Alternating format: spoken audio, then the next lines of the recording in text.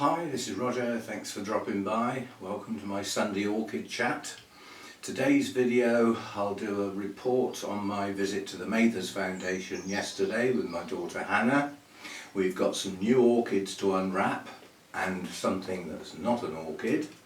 And then after that I will drop a little teaser on the end of the videos to come of the orchids at the Mathers Foundation that I took yesterday on our visit.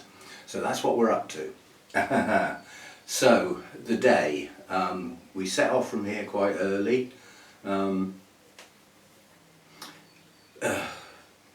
problem journey basically, apart from driving towards the sun, because we were heading east, so we're driving straight into the sun, and it was relatively early in the day. So yeah, but visors down, sunglasses on, and away we went.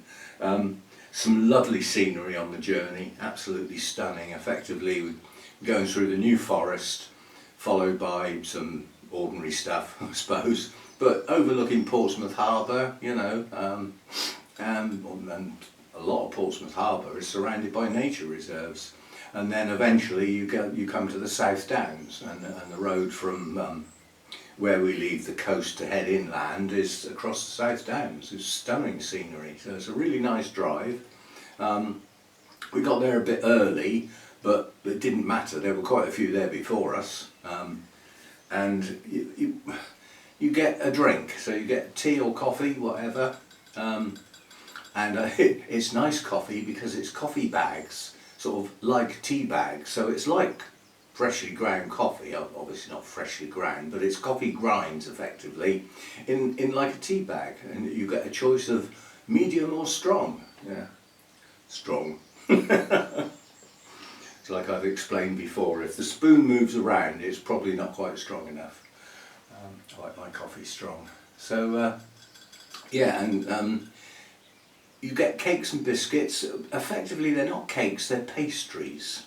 So I had two of my absolute favourite pastries, which is a cinnamon swirl and a pecan slice. So yeah, that started the visit really well.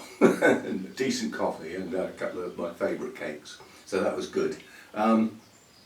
There's always an introduction by David about what the foundation is all about, the conservation work and the everything they do there.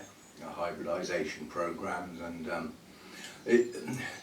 a lot of conservation work is done in situ, in the place where the orchids grow. They class themselves as conservation in-house because their work is to preserve the lines of a lot of the species and increase the numbers and everything so that there are more out there, which means there's more chance of survival should anything go wrong in the wild. So that's good stuff. Hannah and I didn't exactly follow the tour. Basically we've both been on the tour. Hannah's been on the tour 3 times, I've been on the tour a lot more than that. So I tend to hang back and film after all the people have moved on, so that I can get at things. But my main reason for going on this late visit, this is their last one of the year, was to get the Pione house at its best. Well, David said it's about a week past its best. And with the Piones, the blooms don't last a huge amount of time. Some of the what are classed as long-lasting blooms, you're looking at sort of 5 weeks-ish. Normally 2 to 3 weeks, maybe 4. So they're not long-lasting blooms. They all tend to bloom in the spring. So you've got like a mass blooming of everything, followed by nothing, just leaves, followed by dormancy. You know, so that's the beginning to the mid-April period is the best time to go there to see those. It's not the best time to go and see the cymbidiums, because a lot of those are over and done with. So anyway, I specifically went to see the Piones. Yes, so the tour was in there, and I basically was in there as well, listening to what David had to say about how they grow them and everything. And then I said to David, is it okay if I stay behind after so that I can film? He said, yeah, sure. And he stayed behind as well, so I had a nice long chat. Very useful information coming out from chats like that, because you start thinking of the reply to what your question sparks another question, which you can't do unless you're there, if you see what I mean. So yeah, got some good useful information. And some people suggested, I think I've got a virus Pione, and we went into that in a previous video, and I think it was called my Pione update or something, but it's relatively recent. You can search for it if you want. So I took some pictures on my phone, suggestions from viewers, because I hadn't thought of that. I showed them to David, and he said it wasn't conclusive. He'd have preferred to have had some pictures of the blooms as well, but they've been and gone. I did say that the blooms looked a little bit patchy. But then as I was starting to film, I was finding Piones in their collection that didn't look that different to mine. So I queried it. I literally picked a pot up and went to David and said, these blooms are okay, are they? He said, yeah, yeah. I said, well, when I said mine were a bit patchy on what I thought was the virus plant, this is what I meant, this is what they look like. He said, well, some are like that. And the slightly distorted leaves and everything, there were plants like that in the collection. He said they'll probably unfurl as they get pushed on, you know, with feed and plenty of water sort of thing. So that was good. I also found out the level that he feeds the Piones at. 1200 microsiemens. Now I work in I've got a TDS meter. I can't afford flashy meters like that, but I've got a TDS meter which works out at about 2/3 of the value of microsiemens. So he's feeding at a TDS value of around 800. Now I've been feeding at 600, which I thought was perhaps a bit high. So we can bump that up a bit. And he said through the growing season, when they're pushing to get us the biggest, largest bulbs they can get, because they're likely to produce more shoots and more blooms, and possibly double blooms on spikes as well. That's been proven, yeah? So he feeds twice at that excessively high level and then flushes with clean rainwater. And he said it's a good flush as well, they get a good soak. So I will follow in a similar pattern. You know, why not? The plants grown there are absolutely stunning. So anyway, we had a nice day. There were some people there that I knew. There's a couple of people from the Bournemouth Orchid Society that I know well from my days on the committee and you know, all that sort of stuff. So there were some people we knew. I think there was 1 or 2 people from the Wessex Orchid Society as well. Plus I know David and Jill and Jim very well, the staff. And met the new member of staff, Duncan, in amongst the staff, you know, the crew, which includes the people doing the coffee and the cakes, and there's somebody there who looks after the bulbophyllum house. If you look at them and then look at Duncan, he looks like a child. He's a lot younger. But I spoke to Jim and he said he's great, he's fitted straight in. He's just, you know, he's fitted into the jigsaw, because he said we had a lot of applicants that just, they had great qualifications but they weren't the right people, because this is a close-knit little community here, you know, and it needed to be a person that was just going to fit in okay, and Duncan apparently fitted the bill, and he's fitted in really well, and keen to work. That's the main thing. We don't always get that with younger people. Yeah, so it was a nice day, and then after we'd left, they had a workshop. It's the first one they'd done, and it was an Oncidium workshop, so there was some hands-on potting, and I think people came away with some seedlings to grow on, and lots of, you know, in-house information, growing tips, all that sort of stuff, plus a look round the actual Oncidium part of the nursery. So yeah, so that was a first. And I made a point of saying to Jill, she tends to organise the tours and all that sort of stuff. Does a hell of a lot of the admin while David gets on with the hybridising and the, all that sort of stuff. So the Foundation didn't do Orchid Society visits this year, which they always have done, but there was a hint that they might be doing them next year. So I said to Jill about that, and she said, yes, we will be doing them next year. I said, well, can you make sure Wessex, that's the Orchid Society I'm a member of, is on your list so that, we can be she said, yeah, I'll be doing all that in the autumn, because obviously the, the tours for the Orchid Societies will be in the late winter, early spring. I said, well, make sure we're on the list, that'll be good. You'll get birds running across the roof. The blackbirds round here at the moment seem to be having races across the plastic roof. They get the noise. But they're busy, they've got chicks in a nest somewhere nearby, so they're busy getting food to feed youngsters. I've got quite a few nesting pairs. I don't know where the nests are, and I'm not going to look because I wouldn't want to disturb them. Got a pair of goldfinches, pair of chaffinches, pair of robins, pair of blackbirds and a pair of hedge sparrows, or dunnocks as they're called now. So that's 5 nesting pairs. Plus there are great tits and blue tits that are definitely nesting around, and there's more than one pair of both of those. But birds that have gone missing now the winter's over, the nuthatches have gone missing. So they're nesting somewhere far enough away that they don't come here, and they've obviously got enough food wherever they are, because they're holes in trees nesters, so they're limited to where a nest site can be found, and there's obviously none around here. And what other birds have gone missing? Nuthatches and decoltits, they've gone missing as well because they were regular visitors. But yes, all the others are around, and they're busy. They've got like focus. They've got to feed chicks, so yeah, it's a busy time around the garden at the moment for the birds.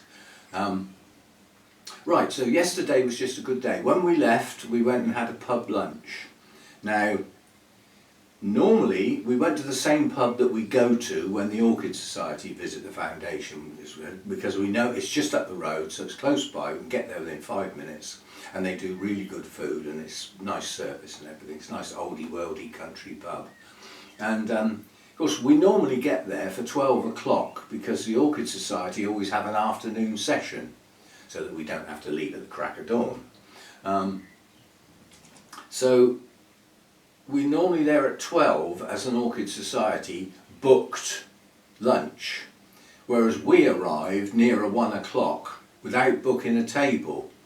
We had to wait a long time before they even took our order, and we were still finishing our meal after they were closing because it took quite a while, and I'd forgotten, so had Hannah, the meals are extortionately huge. Neither of us finished our food, and I hate wasting food. I didn't leave much, but we left a bit. And you sort of come out and you think, can somebody wheel me around on a trolley? Because, I'm just too heavy to walk. But it's good food.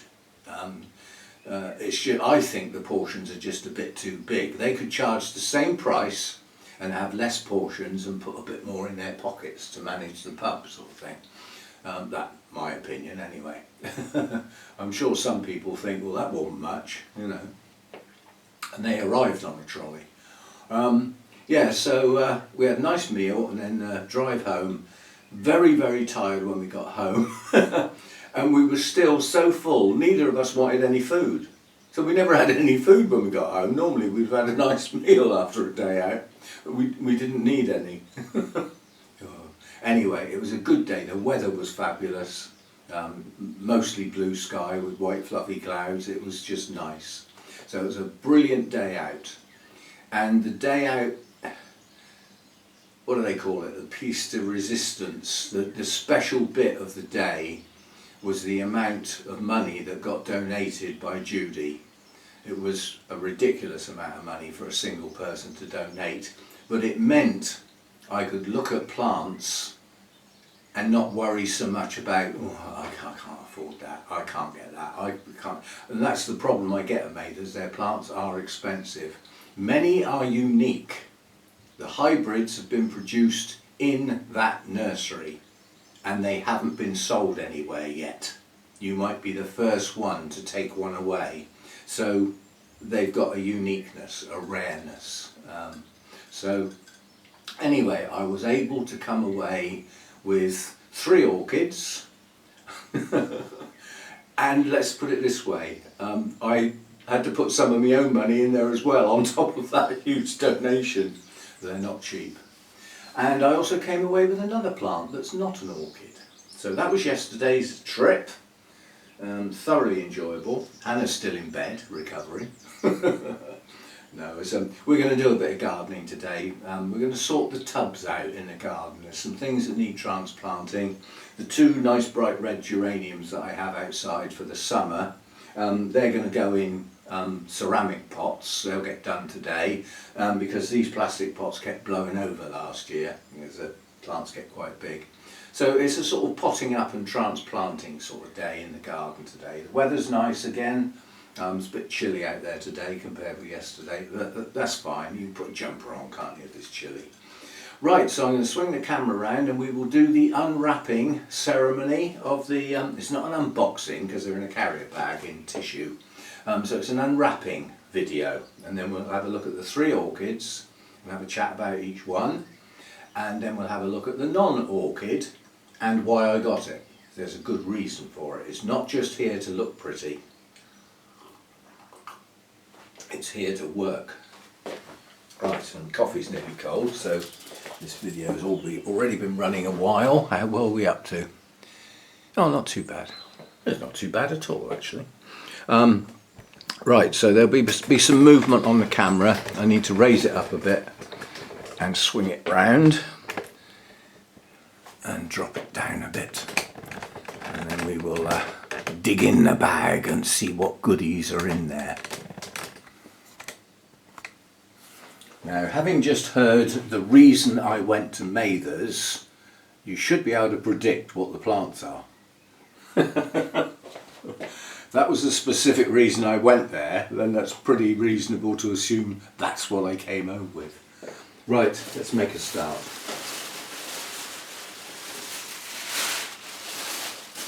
Got more tissue paper here than in a shoe shop.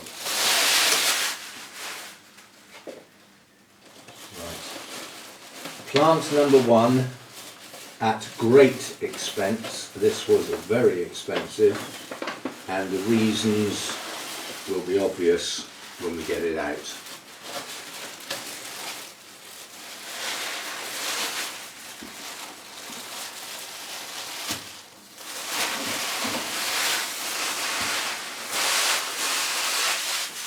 Right, so this is one of the Ian Butterworth collection orchids, so it's one of Ian Butterworth's hybrids. That's the collection that was donated to Mathers by Ian Butterfield because his health is not so good nowadays and he couldn't look after them properly anymore and he didn't want to see the collection fail. So he donated it to Mathers and now they're under the care of David Mathers. He does most of the work in the Pione house. And this is classed as one of the best reds that there's ever been produced. So that's number 1. That puts the price up straight away. And number 2, I'm going to have to... Actually, let's move this flipping dehumidifier out the way. We don't use that anymore. I'll probably put it down in the shed. Right, so first of all, let's have a look at the blooms. They're incredibly attractive. They're not the biggest Pione blooms, but they're incredibly attractive. And it's a colour, the red and the orange doesn't exist in the wild. It's been artificially produced by hybridization. So, you know, these take a bit of work. But if you look in the pot, we have one huge bulb, yeah, with 1, 2, 3, 4, 5, 6, 7, 8 new growths. David said this is one of the most vigorous peonies they've got in the whole nursery, and it readily clumps up into a huge community pot in just a few years. So that one big bulb in the middle has got 8 new growths. The other smaller bulb off to the side has got 2, and he said it may grow some more. So yeah, and out of those 8 new growths on that big bulb, 1, 2, 3, 4, 5 are actually in flower. So I picked that one up because of the number of shoots, and then when the story behind it was explained and I said to David, go on then, how much? And when he said how much, I thought, for what I'm getting, that is a reasonable price. I'm more than willing to pay it. For those who are interested in that sort of thing, £70. I'm not sure I should really tell you what I pay for things, but if I don't say, people will ask.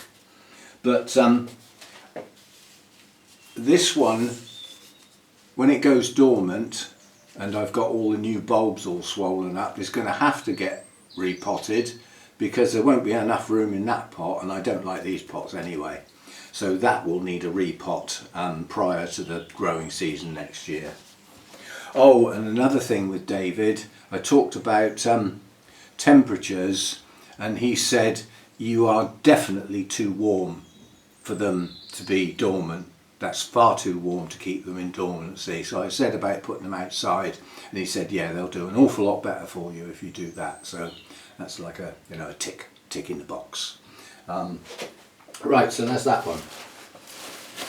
Next,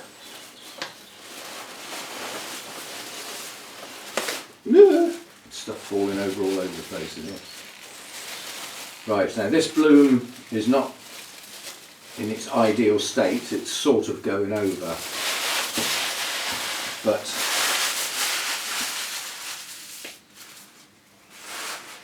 I wanted a pure white one. I've got one that's nearly white, but I haven't got a pure white one, but I have now. Now what we've got here, I believe, is a single bulb that's just been potted up, and it's just got a single growth. So this one's going to take a while to grow on, and this is one of the Glacier Peaks. Now Glacier Peak is a cross that is infinitely variable, and you know, when I picked this up, you know, David said what it was and what I was going to have to pay for it, which wasn't that much compared with the other one. He said that the seedlings that have grown on now and coming into bloom this year, he said the variety is incredible. He said we've got from pure white to quite a reasonable pink and everything in between. He said look at that pot full over there. Is that not absolutely stunning? And it was. And they were all Glacier Peak, which effectively is Formos Anna, which is the only species I've actually got, although it didn't flower, and it's crossed with Grandiflora. So it's a primary cross, endearingly known as Glacier Peak. But yeah, it's just an attractive white with some nice patterning in the lip, and that bloom is starting to go over, so you're not seeing at its best. But I've only got one new growth on one bulb, you know, so at best I'm just going to have one flower next year unless I can get a double spike on a single bulb. So, you know, that's going to take some growing on before I get a good pot full. But then compared with others, I didn't pay that much for that one. I'm going to like this one.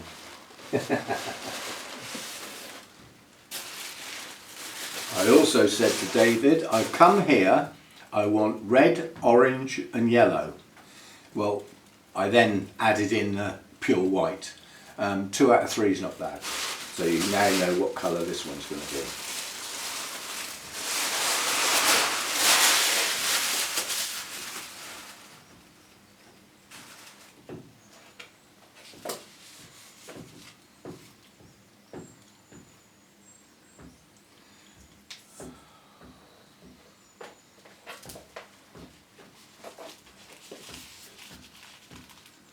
Is that not gorgeous?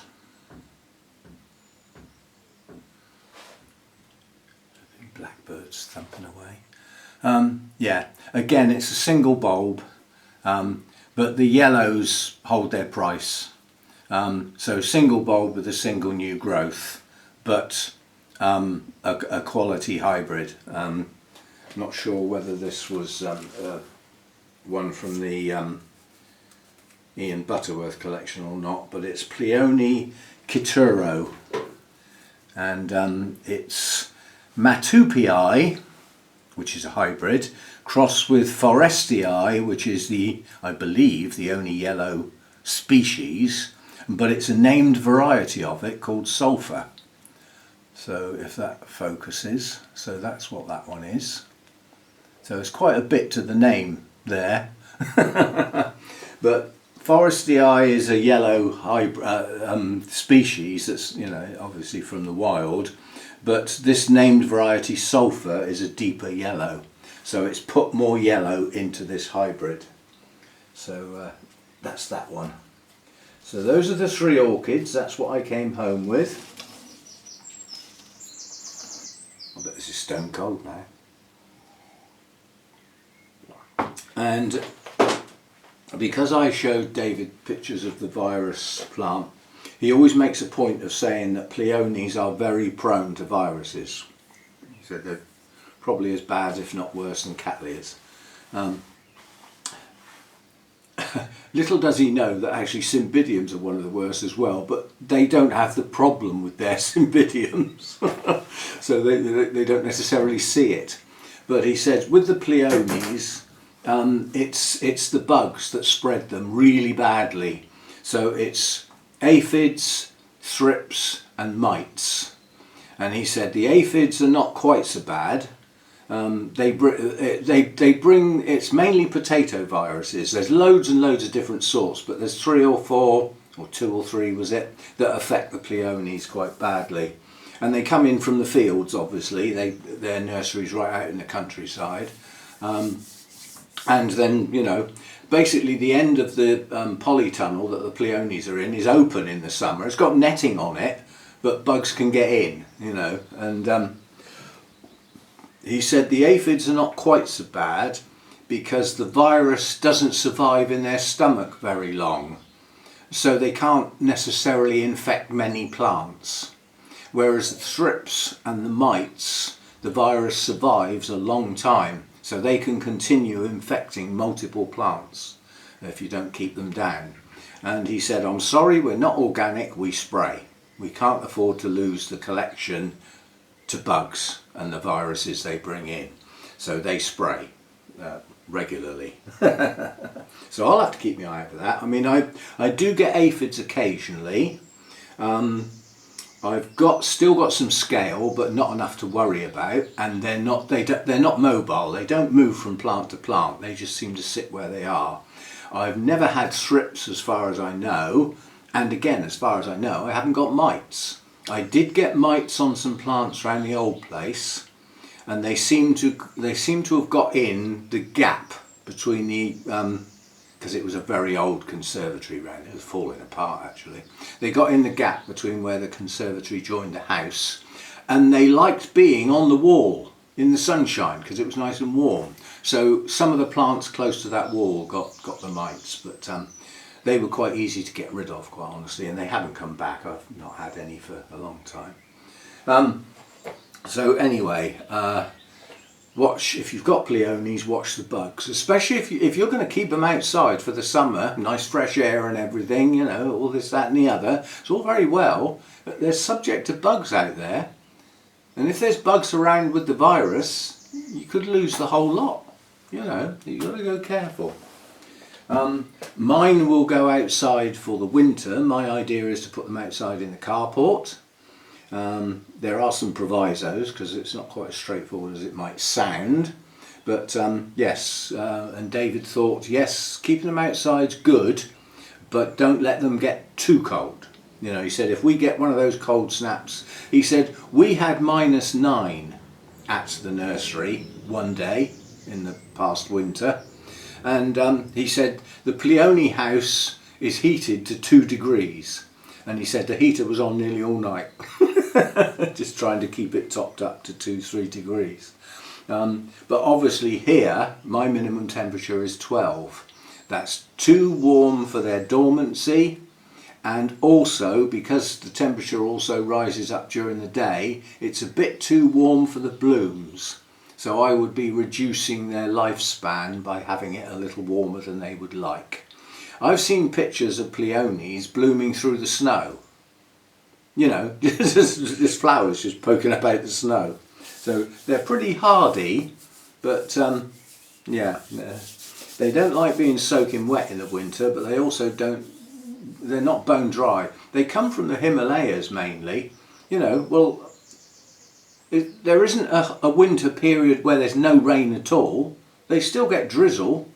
You know, they still get some snow that melts. There's water around. They're not bone dry. It's a misconception. And that's from the man who knows.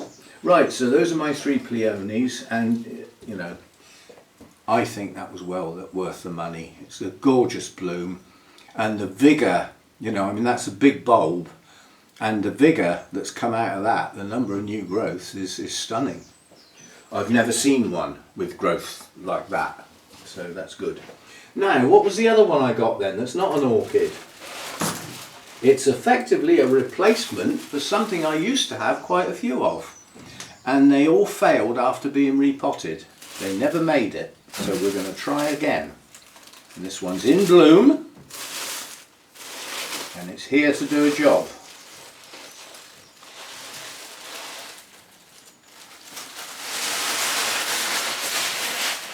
We have a Mexican pinguicula. These are carnivorous plants with beautiful little blooms, very attractive little blooms, and they're carnivorous in as much as they've got hairy, sticky, slimy leaves, and they attract, as you can see on the leaves, the fungus gnats, those annoying little black flies that get in your face, that fly in front of your face when you're watching the telly, and you just see them, and you put your hand out like that and you swipe miles away from where they actually are. I hate the little blighters. I get them sometimes in here, not in large numbers, but this is a good pot full. I mean, if I split that up now, I would have probably 8 separate plants, but I shall leave it in that pot for at least this season. That wasn't expensive either. That was a very reasonable price for such a big pot full anyway. So as I said, that's here to work. That's here to catch fungus gnats. So it needs to go in a prominent position, and these are Mexican pinguiculas, not to be confused with the native ones in the EU. These are warm growers. They do not like to get cold. If they get too cold, they go into a semi-dormant state where they lose the stickiness and everything on their leaves. So they change their appearance and concept for that period, and they're not carnivorous during that period, and they don't grow, and then they sort of come back to do their job again. So that was the other thing. So that was the 4 plants I came home with, and well pleased. So that's that. Right, and the other thing, on the end now to finish with, I'm either going to put a very short clip or a couple of stills as a teaser for at least one of the videos to come that I took during yesterday's visit. So a teaser of the sort of thing that you will see soon in separate videos. And apart from that, thanks for being here and watching, and thanks for supporting the channel, especially the support that allowed me to do this. I well appreciated that. And we have a new member on the Patreon site, which is Kay Ecker. So thanks for becoming a member of the Happy Throng and supporting the channel on a regular monthly donation basis, which is what the Patreon site's all about. And quite honestly, the donation that came to contribute to this visit to get some nice plants and everything, that was done via Buy Me a Coffee. And quite honestly, that is the most efficient way to donate to the channel, but it's geared up to one-offs really. But nonetheless, the amount they take is minimal, so most of the money comes to the channel. The amount of money that the Patreons take is not too bad. The amount of money that YouTube take is extortionate. It's around 35%. So yeah, so for every pound or dollar you donate, 35% of that goes straight to YouTube, not to the person you donated it to. So that's the least efficient way of donating. Nonetheless, it's the easiest. It's the easiest to set up. So that's that. So thanks for being members, either on YouTube or Patreon. Thanks for the donation, Judy, greatly appreciated. And just thanks for supporting the channel in whatever way, which includes watching, you know, watching some adverts, doing the thumbs up. Subscribers is less important nowadays to YouTube, but it makes me feel nice if the subscriber numbers are going up. So by all means subscribe if you're not, you know, it's still nice to see. And, you know, I hope you've enjoyed this video, and I hope to see you in some more videos.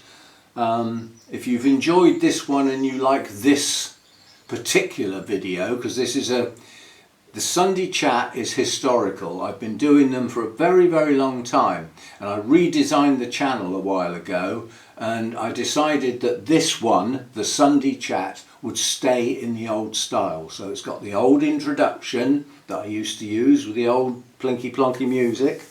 It used to really get on my nerves, but because I only hear it once a week now, I don't mind. Used to be on every video at one point.